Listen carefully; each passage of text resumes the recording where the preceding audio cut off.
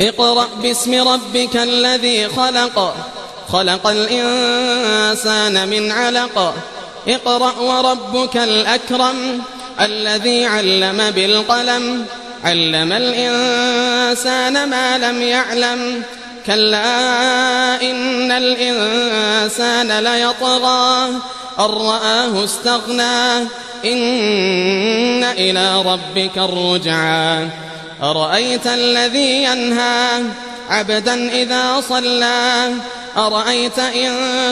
كان على الهدى أو أمر بالتقوى أرأيت إن كذب وتولى ألم يعلم بأن الله يراه ألم يعلم بأن الله يراه كلا لئن لم ينته لنسفعا بالناصية ناصية كاذبة خاطئة فليدع ناديه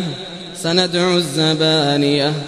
كلا لا تطعه واسجد واقترب